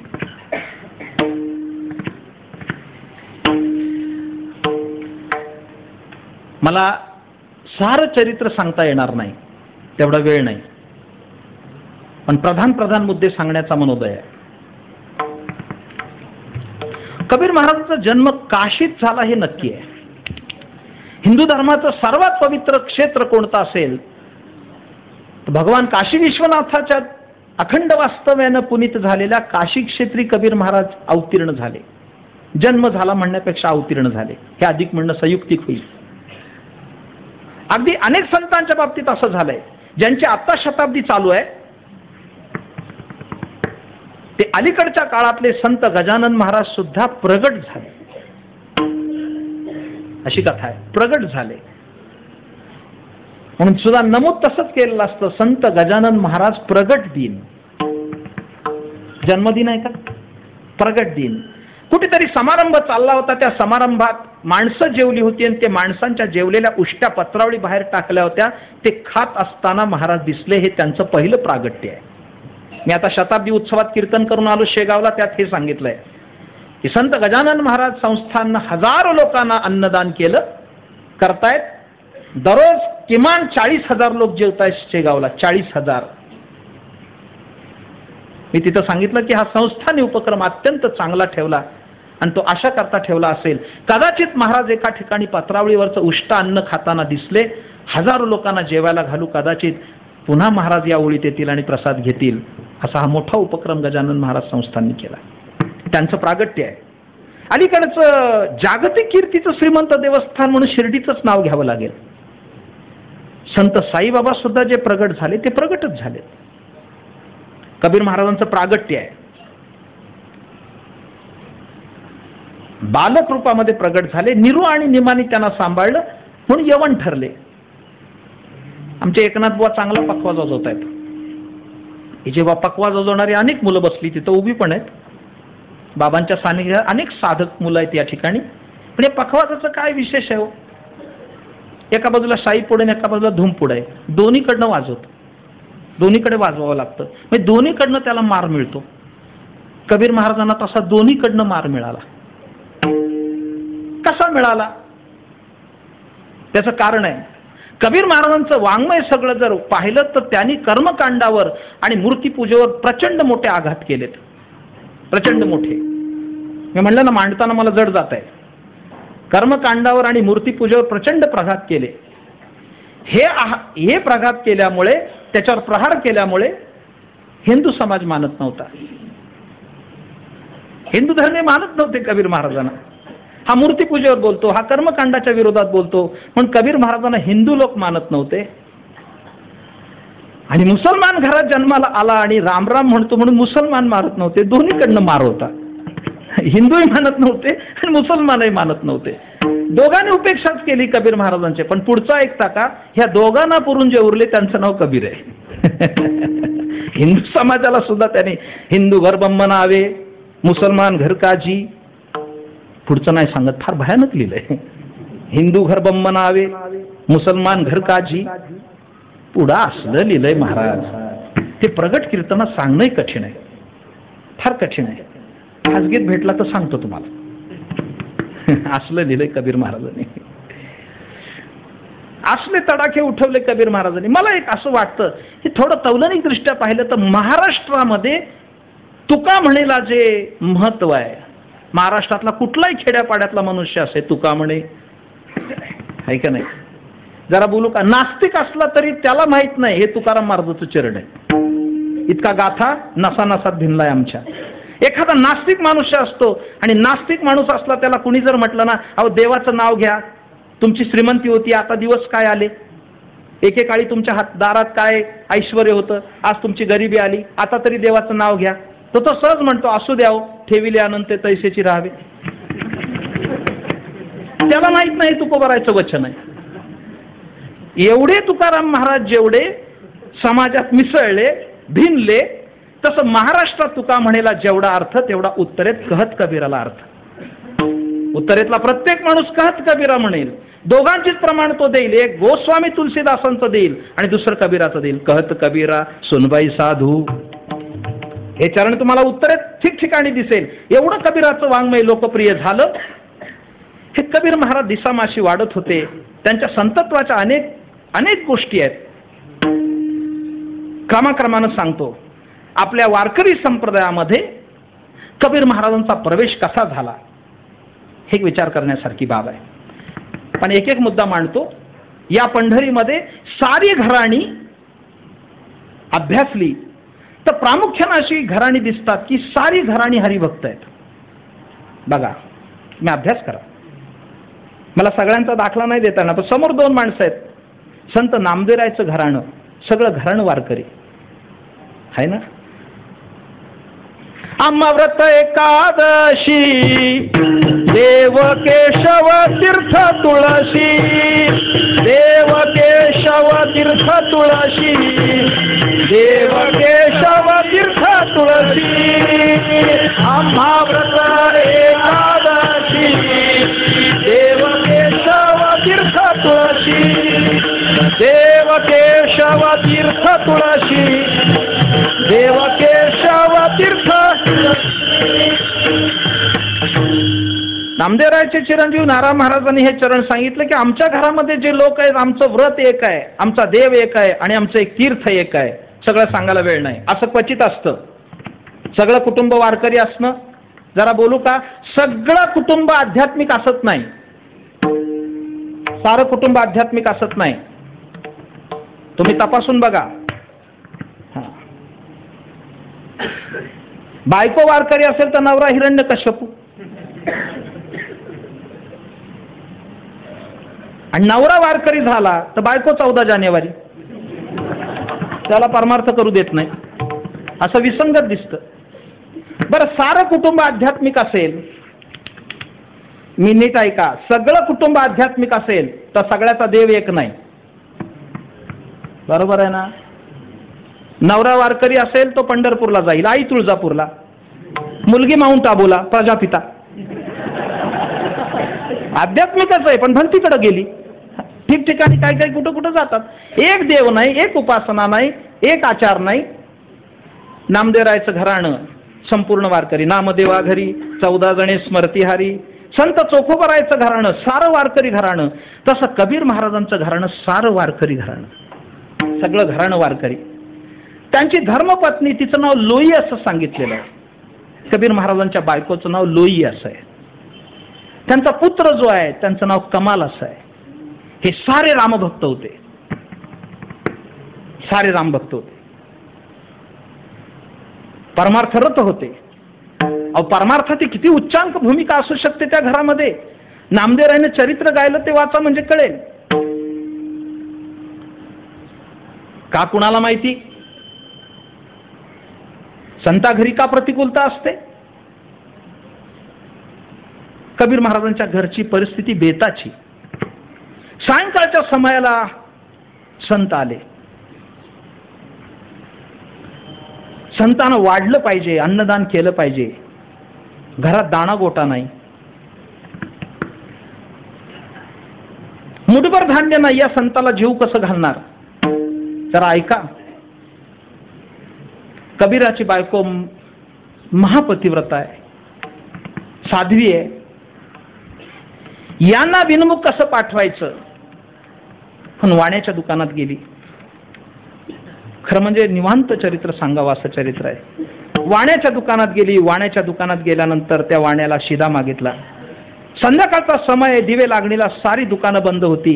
एक वाणी जागत बसला होता, त्याच्या घरी गेली. दार ठोठावलं. वाणी दादा, घरी संत आलेत, सामान देता का? सुंदर दिसणारी ती कबीराची भार्या आणि वासनेनं बरबटलेला तो वाणी. तो म्हणला, मी तुला सामान देतो, पण माझी इच्छा पूर्ण केलीस तर देतो. हो, काय करावं त्या साध्वीनं? ती म्हणे, संत उपाशी जातील, या देहाचं तरी काय करायचं ठेवून? देह देऊन टाकून संताला जेवायला घालू. एका अटीवर कबूल झाली, मी शिदा नेते, त्यांना जीव घालते आणि तुझं मनोरथ पूर्ण करण्यासाठी रात्री परत येते. माझ्या शब्दावर विश्वास ठेव. कामातुराणांना भयम न लज्जा. तो त्यालाही कबूल झाला. तो शिदा घेतला तिनं, घरी आली, लगबगीनं स्वयंपाक केला, संतांना जेवायला घातलं. संत जीवन तृप्त झाले. संत विश्राम करू लागले. त्यावेळेस ती नवऱ्याजवळ जाऊन म्हणाली, अहो, घरात अन्न नव्हतं, दाणा गोटा नव्हता. उदारांतकरणाने वाण्याने आपल्याला सामान दिलं, पण त्याने इच्छा व्यक्त केली की माझं शरीर त्याला द्यावं. मी जाते, त्याची इच्छा पूर्ण करून येते. संत कबीर कशा असतील? ती म्हणाली, तू माझ्या पुढे एक पाऊल निघालीस, संतांच्या चरणी देह पडावा, तू देहाचं सुद्धा मोल ठेवलं नाही. पातिव्रत्य धर्म असताना सुद्धा तू अशा पद्धतीने मनोरथ पूर्ण करण्याचं वचन देऊन आलीस. मी तुझ्याबरोबर येतो. बाहेर पाऊस पडत होता, पावसाळ्याचे दिवस होते. कबीराने आपल्या बायकोला खांद्यावर घेतली. परपुरुषाच्या कडे जाणाऱ्या स्त्रीला नवऱ्यानं खांद्यावर न्यावं, एकमेव कबीर महाराजांचं उदाहरण असेल. खांद्यावर बायकोला घेतली. आज जा, त्याचं मनोरथ पूर्ण करून परत ये, तुला परत घेऊन जाईल. खाली उतरली. कामातूर असणारा वाणी बसला होता. सौंदर्यानं संपन्न असणारी ती कबीर महाराजांची पत्नी आत गेली. तिच्याकडे पाहिलं. बाहेर पाऊस पडत असताना सुद्धा तुझ्या अंगावर एक थेंब नाही पाण्याचा, तू कोरडी कशी आलीस? तुझ्या पायाला माती कशी लागली नाही? तिने सांगितलं, माझे पती संत आहेत, साधू आहेत, रामभजन करतात. हा संत आले, घरात दाणा गोटा नाही म्हणून आले. त्यांच्या कानावर ही बातमी घातली तुमच्या मनोरथाची. त्यांनी अत्यंत आनंदानं परवानगी दिली. वर मला खांद्यावर घेऊन आले, इथं बाहेर उभे आहेत. एका क्षणात वाणी विरघळला. एका क्षणात. संतांच्या जीवनाचा कसा आदर्श असतो समोर पाहण्यासारखा आहे. एक साधू सत्पुरुष आपल्या बायकोला घेऊन आलाय. माझ्यासारख्या वखवकलेल्या माणसासाठी त्यांनी हा त्याग करावा आणि अशा संत कुलातल्या स्त्रीला आपण असं अपमानित करावं. एका क्षणात तो वाणी विरघळला आणि कबीर महाराजांची पत्नी असणाऱ्या लोईच्या पायावर पडला आणि ओक्सबोक्शी रडला की तुला माता म्हणावी अशी तू वंदनीय आहेस. कबीर महाराजांच्या बायकोला बाहेर घेऊन आला आणि कबीर महाराजांना नमस्कार केला. महाराज, अक्षम्य अपराध माझ्या घरात घडणार होता, पण तुमच्या कृपेनं टाळला. अहो, संत दारात आल्यानंतर त्याचा आदरातिथ्य करण्यासाठी समर्पित भावनेनं जीवन घालवणारी ती साध्वी स्त्री कशी असेल? कबीराच्या सानिध्यात राहणारी त्याची धर्मपत्नी आणि कमाल कसा असेल? हे सारं चरित्र अभ्यासण्यासारखं आहे, लक्षात ठेवा. कबीर महाराजांचा नावलौकिक झाला.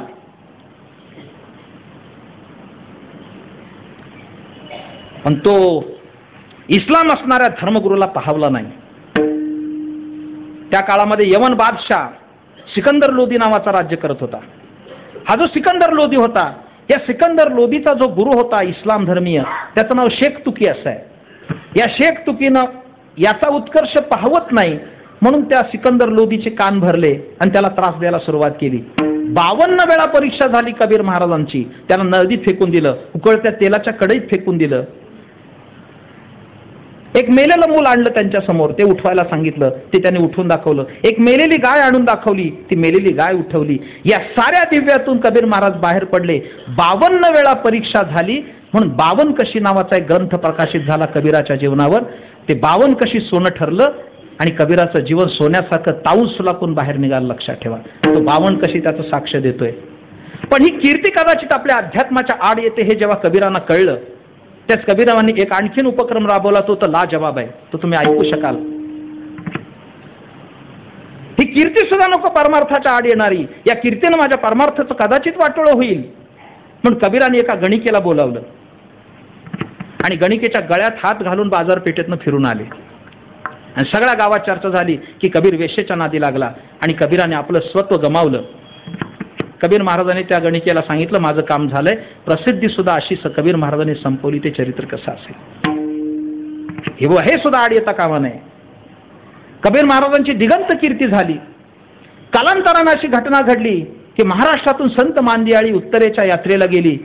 सारं तीर्थावळी प्रकरण बघून घ्या. ज्ञानेश्वर महाराज, संत नामदेवराय, ही सारी तीर्थयात्रेला काशी क्षेत्री गेली. काशी क्षेत्री गेल्यानंतर काय झालं? काशी क्षेत्रामध्ये कबीर महाराजांना या लोकांची भेट झाली. त्यांचा जो सुसंवाद झाला, या सुसंवादामध्ये कबीर महाराजांच्या कानावर संत जनाबाईचं चरित्र गेलं की नामदेवांच्या घरी एक धुणभांडी करणारी जी बाई आहे ती संत आहे, तिच्याबरोबर देव दळायला येतो, कांडायला येतो. ही बातमी कळल्यानंतर कबीर महाराज तिच्या दर्शनासाठी इथं आले. म्हणून ऐकता, कबीर महाराज वारकरी संप्रदायात आले याच्यासाठी जनाबाईचे अनंत उपकार मानले पाहिजे, मानलंच पाहिजे. संत जनाबाईंची कीर्ती ऐकून आले. जे आले इथं तिथं घटना घडली. जनाबाई गोवऱ्या थापत होती, तिथं भांडण. जनाबाईचं शेजारच्या बाईचं असं मानायचं कारण आहे का? महाराज लोक भांडत नाही, मी जनाबाई पुरतं बोलतोय असं मानायचं कारण आहे? भांडत नाही. हे भांडण बघितलं आणि कबीराला वाटलं हिला कसं काय जनाबाई म्हणायचं, ही कशी काय संत असू शकते. ते कबीराला साक्षी ठेवलं. कबीर महाराज म्हणलं, महाराज या बाईने माझ्या गोवऱ्या चोरल्यात म्हणून भांडण चाललंय. ते म्हणले, क्षुल्लक गौरीसाठी बाई भांडते, ही काही संत आहे का? जनाबाईने सांगितलं, तुम्ही न्यायनिवाडा करा. कसा करायचा? माझी गौरी कानाला लावा, ती विठ्ठल विठ्ठल बोलेल. जी विठ्ठल विठ्ठल बोलेल ती गौरी माझी, जी बोलणार नाही तीची. कबीरांनी कान लावला की काही गौऱ्या विठ्ठल विठ्ठल बोलल्या, काही बोलल्या नाहीत. नाही बोलल्या त्या बाजूला टाकल्या. विठ्ठल विठ्ठल बोलल्या त्या कबीरांनी परत दिल्या. कबीरांना आनंद झाला. जिचा हात लागला शेणाला, अहो शेणात विस्तू टाकला तर विजून जातो, पण जिच्या हातानं तिची गौरी विठ्ठल विठ्ठल बोलत होती. आमच्या कीर्तनात माणसं म्हणत नाहीत. तिची गौरी विठ्ठल विठ्ठल म्हणत होती. ती संत स्त्री कशी असेल? कबीराने तिला नमस्कार केला. नमस्कार केला कबीराने आणि परत कबीर जे गेले की अशी संत स्त्री इथं आहे हे सांगण्यासाठी कबाल महाराजांना सांगायला गेले. आपल्या मुलाला तो दाखवावा हा किस्सा म्हणून पुन्हा काशीला गेले. काशीहून परत येत असताना सगळं मोठं चरित्र आहे, मला सांगायला वेळ नाही, वेळ संपत आलाय. अगदी 5-1 मिनिटं राहिलीत माझ्या हातात. परत निघाले, कबाल महाराजांना घेऊन निघाले. चलो पंढरपूर जाएंगे वहां देखेंगे. वेळ जरी संपत आला तरी एक दृष्टांत सांगितल्याशिवाय मला सोडता येणार नाही. चालेल ना? समाधी सोहळा सांगण्यापूर्वी एक दृष्टांत सांगितला पाहिजे की सारं कबीराचं जीवन कसं गेलं. जसं त्याचं जीवन आध्यात्मिक होतं कबीर महाराजांचं, साऱ्या लोकांनी त्यांना सांगितलं की गुरु केल्याशिवाय परमार्थ करता येणार नाही. कबीराचंच वचन आहे, पाणी पिना छान के और गुरु करना जान के. वाचले तडाखे तुम्हाला सांगतो. हा हा हा हा हा कबीर सोसणार नाही तुम्हाला सांगतो. मी माझ्या पुस्तकात एक लिहिलंय, मी वेळ मिळाला तर सांगणार, नाही तर सोडून देणार. त्या काळात रामानंद स्वामी फार मोठे संत होते. मी आता बोलून आलो. रामानंद स्वामींकडनंच अनुग्रह घ्यायचा म्हणून तिथं गेले. मला अनुग्रह द्या. रामानंद स्वामी ते म्हणाले, कसा चुकीच्या जागी आलास? मी ब्राह्मण, तू मुसलमान, तुला कसा अनुग्रह देणार? कुठला तरी मुल्ला मौलवी काजी आहे, त्याच्याकडे जा, तू अनुग्रह घे. माझ्याकडे अनुग्रह मिळणार नाही, मंत्र बिंत्र मिळणार नाही. जाओ कबीर, या मत रुको. कबीर म्हणाला, मी इथंच थांबणार. कबीर महाराज सांगितलं, मी जाणार नाही. मला सुद्धा कबीर म्हणतात, आया हूं मंत्र लेके ही रहूंगा. तुकाराम महाराज असते ना ते दिला असता, कारण त्यांच्या वाङ्मयात चरित्र आहे तसं. आम्ही जातीचे ब्राह्मण, आमचे सोयरे मुसलमान, खुलाशाला वेळ नाही. ते दिला असतं सर. कबीर महाराजांना अनुग्रह दिला नाही, ते तिथंच बसून राहिले. संपूर्ण दिवस गेला. संध्याकाळी रामानंद स्वामींनी पाहिलं, हा मनुष्य गेला नाही, गृहस्थाश्रमी दिसतो, घरी माणसं असतील, वाट बघतील, म्हणून त्याच्याजवळ आले आणि कबीर महाराज म्हणाले, आप मुझे गुरु मानते हो? मानता नहीं, आप ही मेरे गुरु हो. कसला दृढ निश्चय असेल तो. मेरी गुरु आज्ञा है, घर लौट के जाओ, घर जाओ. जी आपकी आज्ञा. घरी गेले, जेवले, झोपले. सकाळी स्नान केलं, परत आले, बसले दारात. रामानंद स्वामीने विचारलं, तुम फिर लौट आए? आया नहीं, आता रहूंगा. आज आया नहीं, आता रहूंगा. जब तक मंत्र नहीं पाता रोज आऊंगा. असला दृढ विश्वास हो. 1-2 नाही महाराज, 6 महिने गेले, पण रामानंद स्वामींनी अनुग्रह नाही दिला. आणि कबीरही त्याला चिकाटीला कंटाळले नाही, तिथंच बसायचे रोज जाऊन. तुमच्या आमच्यासारखा असताना 1 सप्ताहभर पुन्हा म्हणला असता, बुवालाही ताठ आहे, दुसरा गुरु बघू. कबीर म्हणाले, यांच्याचकडनं अनुग्रह घ्यायचा. रामानंद स्वामीच्या दारात बसले. 6 महिन्यात अनुग्रह नाही मिळाला. आता म्हणाले, कुछ तो भी करना होगा, सीधी उंगली से घी निकलने वाला नहीं, उंगली टेढ़ी करनी पडेगी. रामानंद स्वामीची दिनचर्या पाहिली. रामानंद स्वामी सकाळी स्नानाला जात असत, त्यांच्या मागोमाग अंधारातच गेले. रामानंद स्वामी गंगे स्नानाला उतरले आणि कबीर तिथं पायरीवर झोपून राहिले. अंधाराचा फायदा घेऊन रामानंद स्वामींनी स्नान केलं, सोवळं नेसले, हातात गंगेचा तांब्या घेतला आणि सवयीनं अंधारात पायऱ्या चढत आले. एका पायरीवर त्यांचा पाय पडला. ती पायरी त्यांना गरम आणि नरम लागली. कबीररायाच्या छातीवरच पाय पडला. दचकून रामानंद स्वामी मागे सरकले आणि सहजगत्या मुखातून शब्द निघाला, राम. कबीर उठले आणि म्हणाले, झालं माझं काम. 6 महिने बसलो होतो तुमच्या दारात. हे शब्द तुमच्या मुखातून ऐकण्यासाठी 6 महिने बसलो होतो महाराज.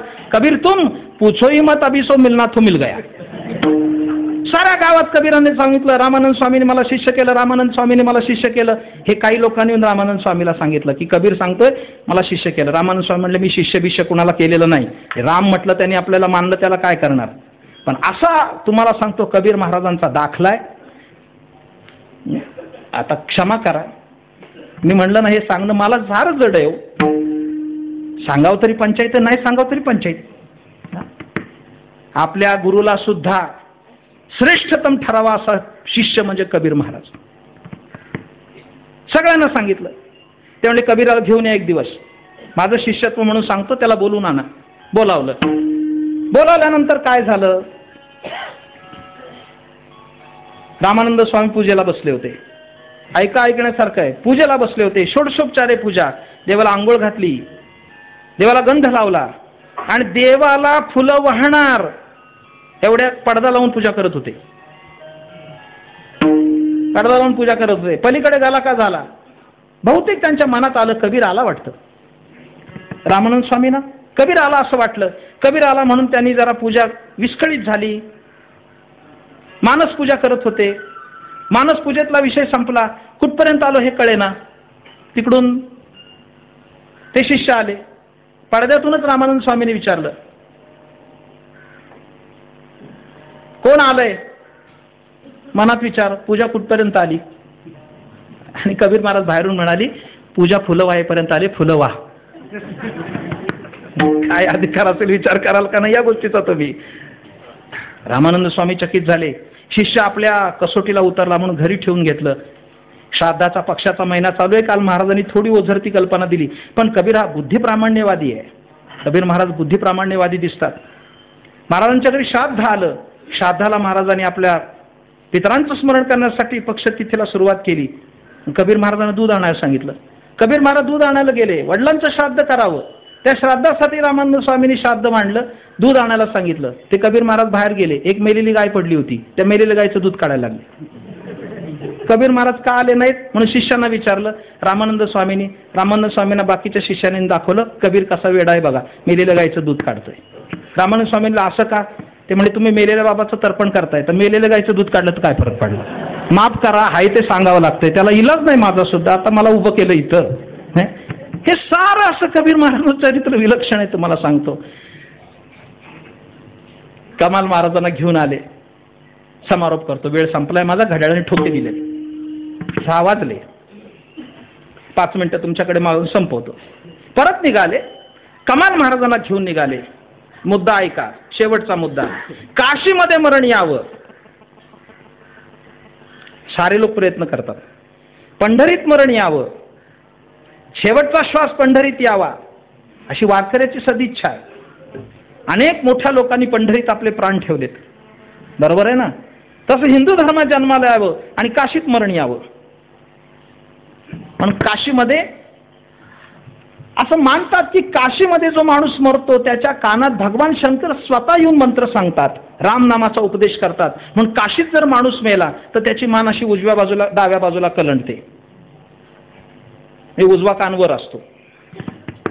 म्हणजे आता कोणाचं बघितल्याशिवाय आपल्याला कळणार नाही, पण असा उजवा कान वर असतो. त्यात रामनामाचा मंत्र देव सांगतात आणि मग तो मोक्षाला जातो. मी आता काशीला आम्ही ज्ञानेश्वरी पारायण प्रचंड मोठ्या प्रमाणात केलं. 7,000 वाचक होते, आम्ही गेलो. आज कबीर पाहिजे हे ऐकण्यासाठी. कबीर महाराजांचा आज नमुना पाहिजे ऐकायला. साऱ्या इलाक्यातली माणसं मेली की काशीला आणतात जाळायला. तुम्ही काशीला जाऊन बघा, मनकर्णिका घाटावर तीच रांग असते. प्रेतांना सुद्धा वेटिंग आहे. 50-60 माणसं जाळतात, बाकीची वेटिंगला. जशी संपतील तशी लाईन पुढं. अहो जीपवर बांधून आणतात प्रेत.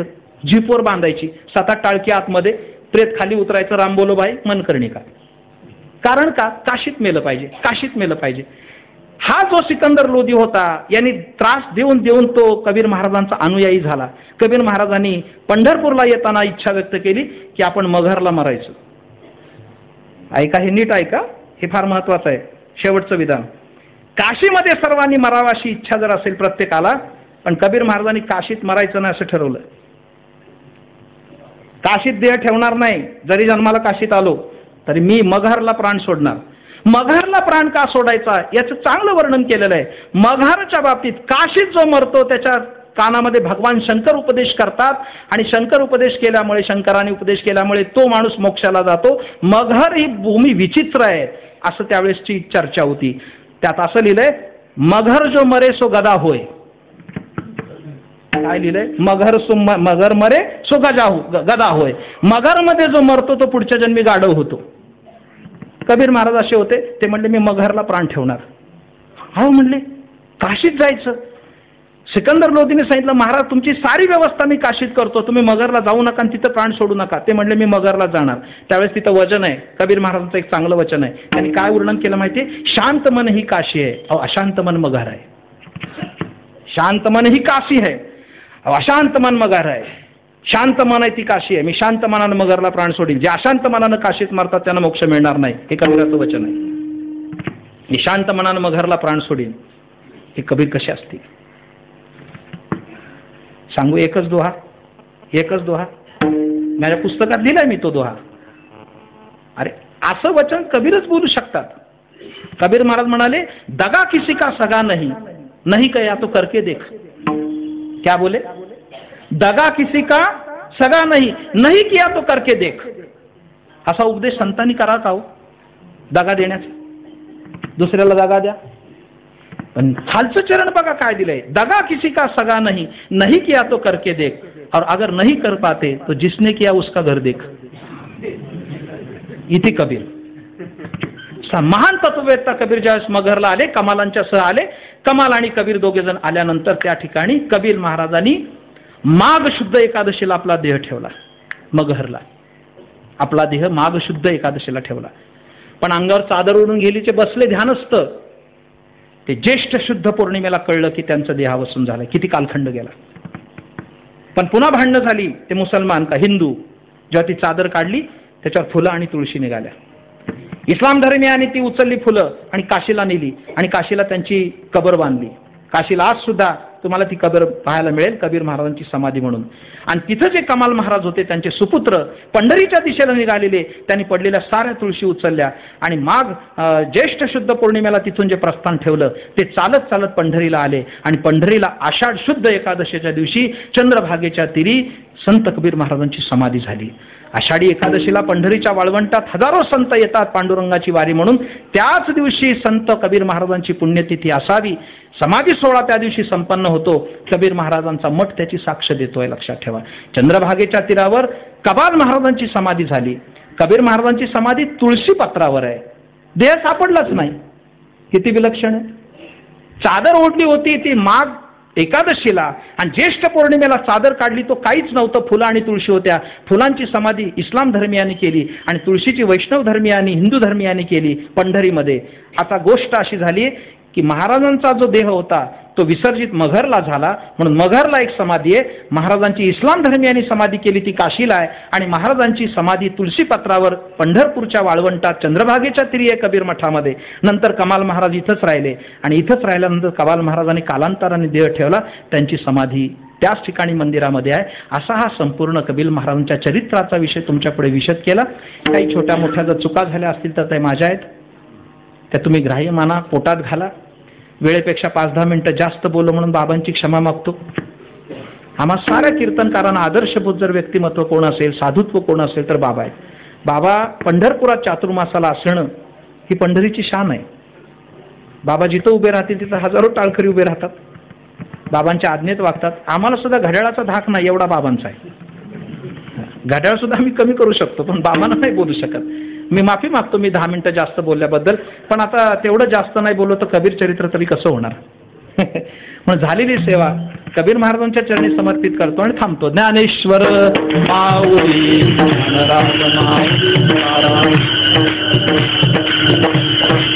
महाराज, ज्ञानेश्वर माऊली. हा हा, विठ्ठल जय जय विठ्ठल.